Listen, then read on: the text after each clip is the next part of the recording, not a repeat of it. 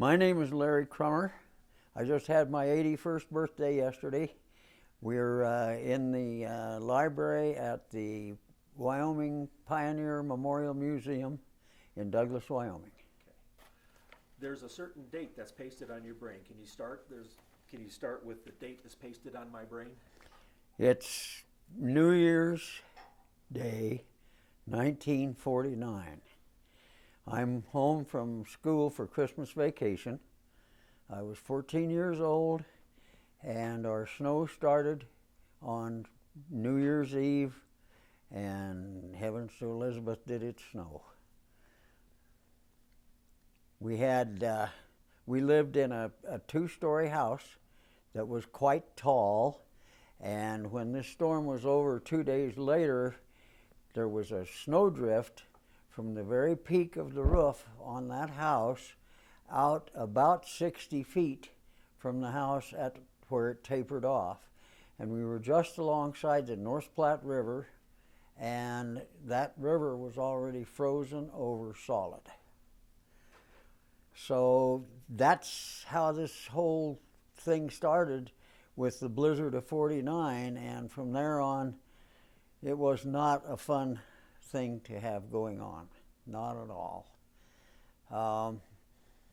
We missed school, my sister and I missed school for about a week and a half before they got the road open enough that they could run a school bus for us. And then it was off and on. Sometimes it would blow back in and we would miss another day, and so on and so forth. It was a little rocky trying to get through school with that kind of a situation going on. And one of the things that's very vivid in my memory is my dad and I were out trying to clear enough road that we could get a vehicle out to where we thought the county would be plowing the county road first. The snow was so hard that we had to cut it with a spade, like you were spading a garden, into blocks and then throw it out of the road.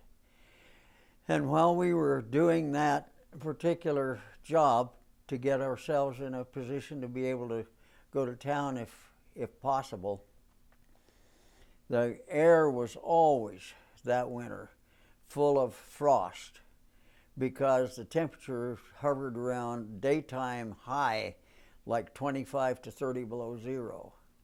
And I saw it the coldest that winter that I have ever seen it in my life. It was 48 below zero and probably around a 10-mile-an-hour wind blowing. And I have no idea what the chill factor was, but it had to be way, way down there. Anyway, while we were shoveling snow, I happened to look up, and I turned around and told my dad, "Look up here what we have over our heads." And it was a perfect rainbow, with the exception of the fact that it was upside down and the points were up on either side, and the bow came down almost to the top of the snowdrifts. And that was predicated on the fact that that air was so full of frost that it done the same thing that rain in the atmosphere will do when the rainbow is right side up.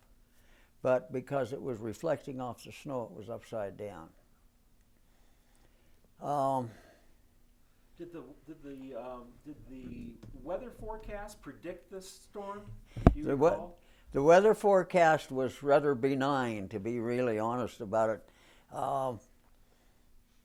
The last forecast on the day before the storm started was snow in the higher elevations, snow showers and snow flurries in the higher elevations of Wyoming. And that snow flurry and shower wound up being heaven knows how much actual snow. I never did hear what they measured the snow depth, and probably there was a pretty hard trick to figure out what that was, because it was all drifted. Everything was drifted. There were places that you had a little bare ground even. It had blown so hard that there was places that there was no snow.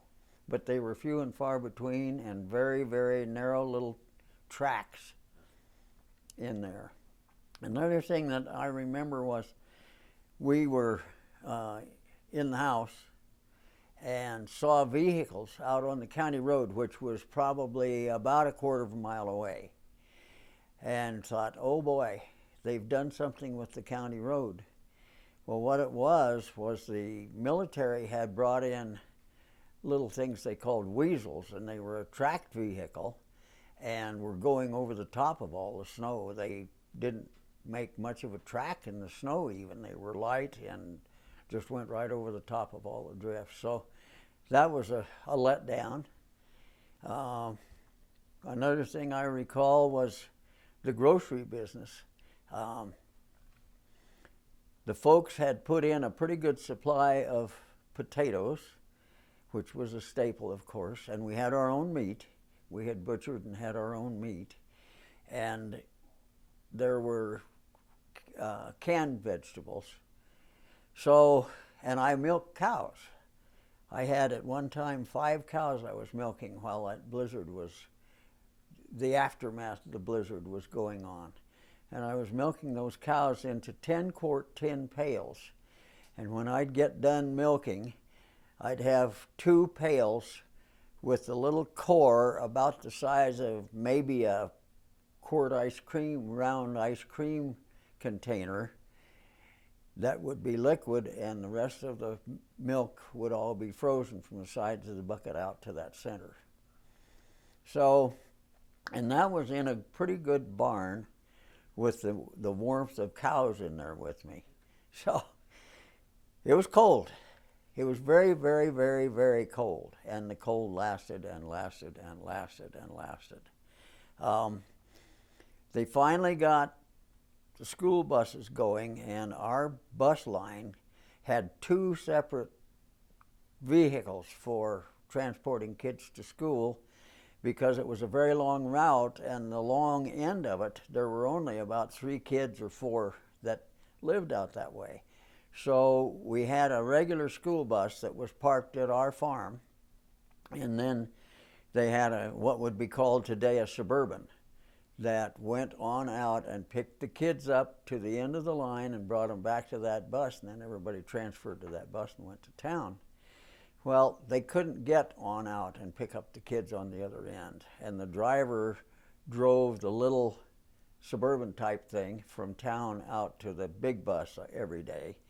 So we were the last ones to get on that little bus and head for town. And when we first started being able to get there, which was approximately 10 days after school had started, after the Christmas break, the road was drifted full just before you got into Douglas, and we traveled on the railroad track with that little Suburban thing. 1 set of wheels between the rails and 1 riding the ends of the ties out on the left side along, and it got us there. But your milk was pretty well stirred up by the time you got there with your lunch pail.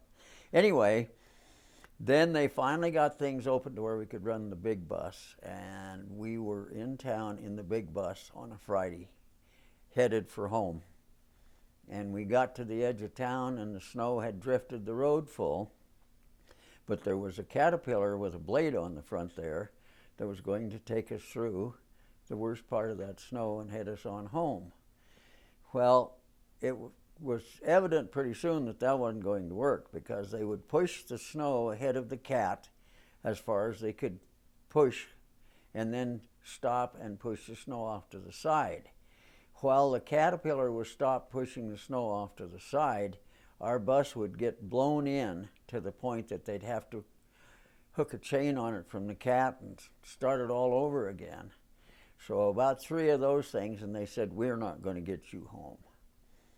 So we came back to town, and the majority of the students on the bus either had family or friends or somebody to stay with in town. And my sister and I had no one. So we wound up spending Friday night, Saturday night, and Sunday night with the bus driver and his wife and daughter.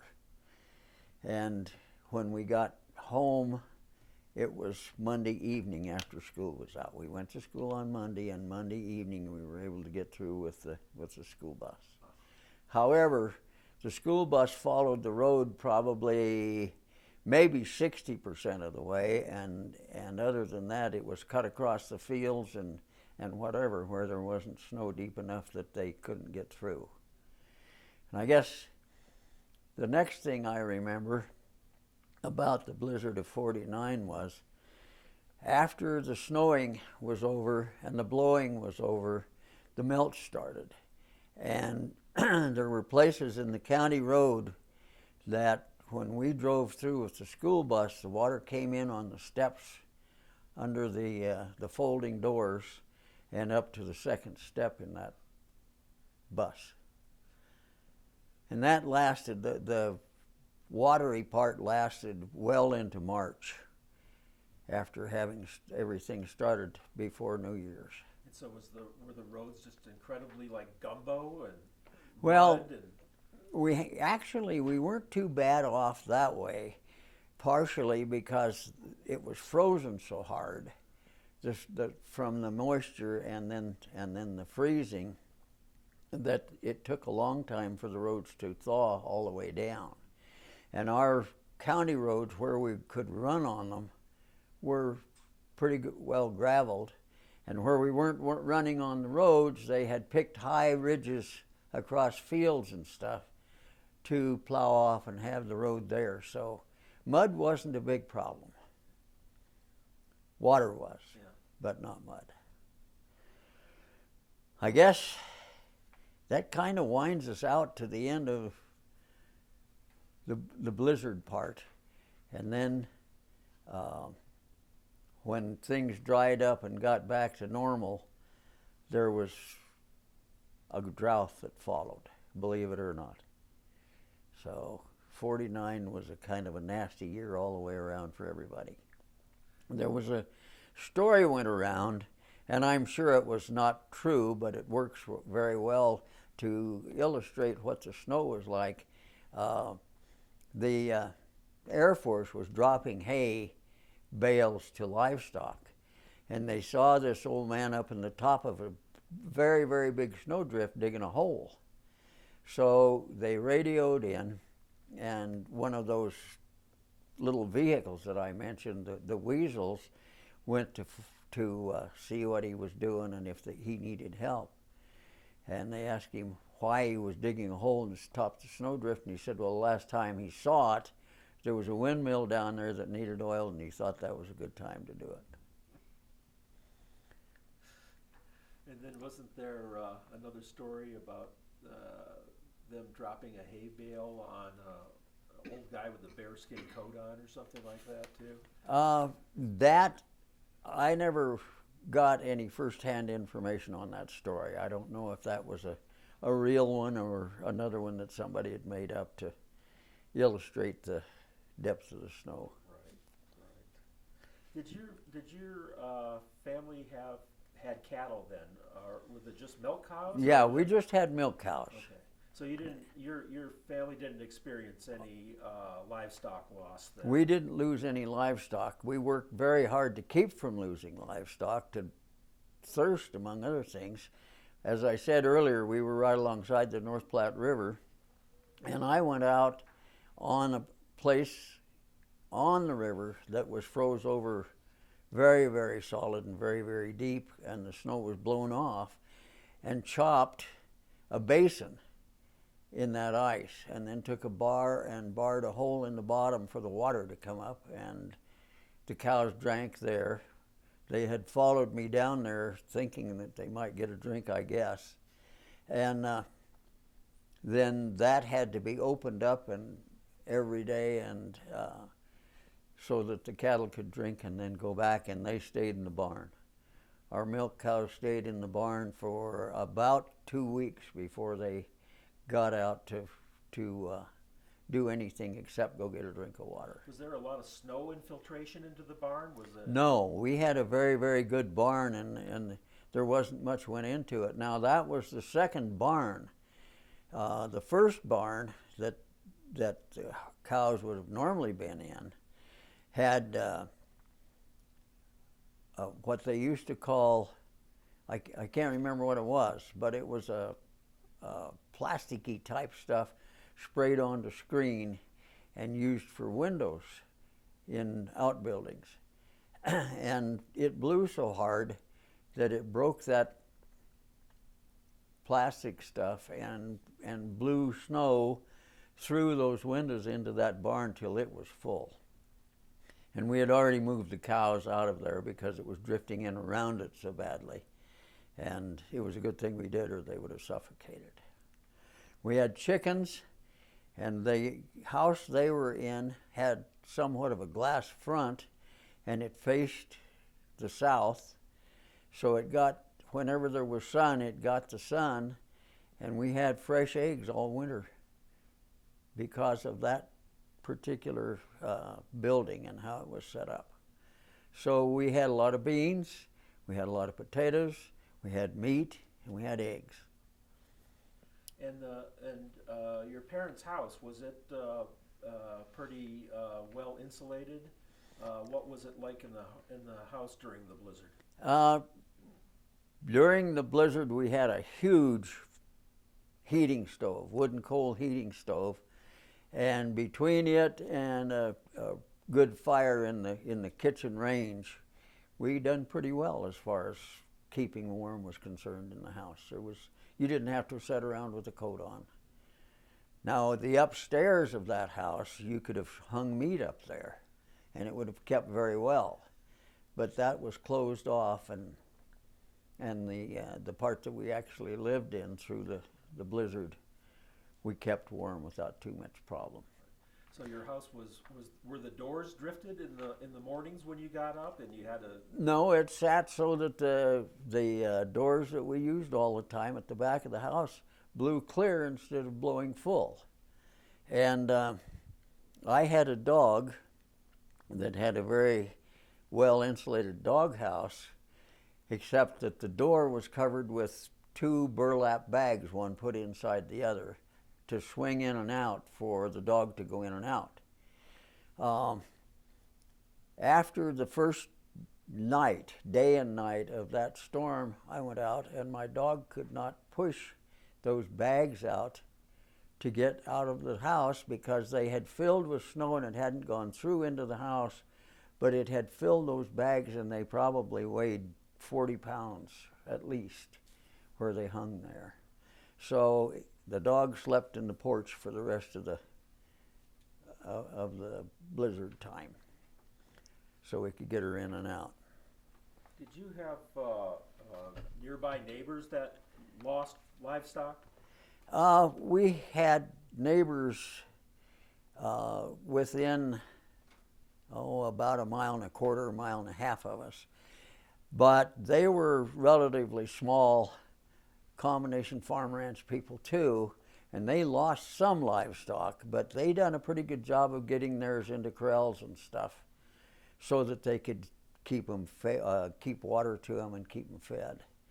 Now the big ranchers lost terribly, and especially the sheep people lost untold numbers of livestock all the way around, and it was a very devastating storm to anybody that had livestock of any kind in our area. Good. I don't know. My wife will be up here, Mary Crummer, Elaine, before too long, and she spent that time on a large ranch 45 miles north of Douglas. So she'll have things to tell you that will be more pertinent to the large groups of cattle, the herds that were big than my experience was. Good. You also had mentioned about digging out a train, or people digging out trains. We had an uncle that worked for the Chicago Northwestern Railroad, and his home area for maintenance on that railroad was what was known at that time as the Caryhurst area, and Caryhurst was a depot and post office on that particular section of track. But they put crews from all of those areas together to dig out cuts wherever in the storm area. And they had a work train set up, or more than one, that had cars that were set up to be able to cook food in, and cars that they slept in, and the whole works on that train. And he was gone for days on end, and they would shovel out these cuts on the railroad, starting with a large shelf at the top of the drift, and then everybody would work on that. Then some of the crew would stay on that shelf, and some would go down, dig down, and cut another shelf down farther, and they would throw the snow from maybe another shelf down, one shelf at a time up, and the people then at the top would finally throw it out over the side and get it out of there. And that went on. I think he was gone from his living area probably about 10 or 12 days before he got back there. Was this in Wyoming?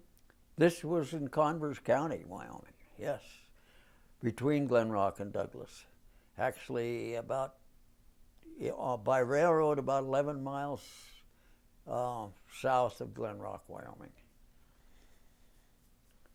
So it wasn't easy for anybody. And we had a gentleman that was the foreman of an outfit about 15 miles past where we lived, on south toward the mountains. and he was the ranch manager for the people who owned this big ranch. Well, they got a half-track bought in Denver, and as soon as the railroad was able to get through, they brought it to Douglas. And he came in and unloaded the half-track, he and a couple of other members of the working people from that ranch, and started out.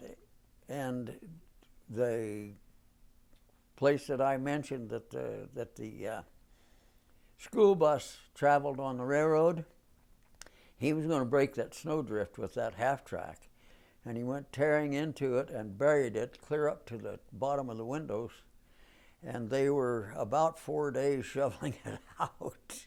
So when they got it, he was very cautious about where he went from there on. He didn't try the biggest drift in the territory. Good.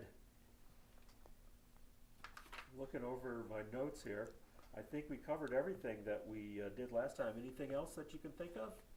I don't think of anything else that was very pertinent. It was a very tough time for everybody, and the farther you were from an area where there was equipment available to clean roads and so forth, the harder time you had, of course. So it was an awfully long siege for whoever. But the farther you were from where there were, equipment yards and those kinds of things, the harder time you had. So and certainly you've experienced winters, many winters in between, but nothing measured nothing up. that compared. We've had winters where we had big storms, but they weren't as big as that, they weren't as cold as that, and they didn't last as long.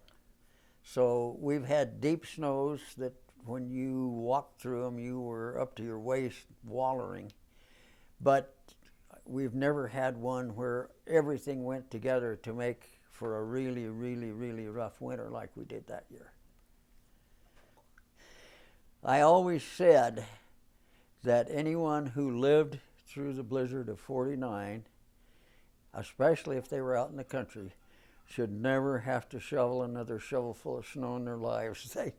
They had fulfilled their snow shoveling for life by the time they got through that storm.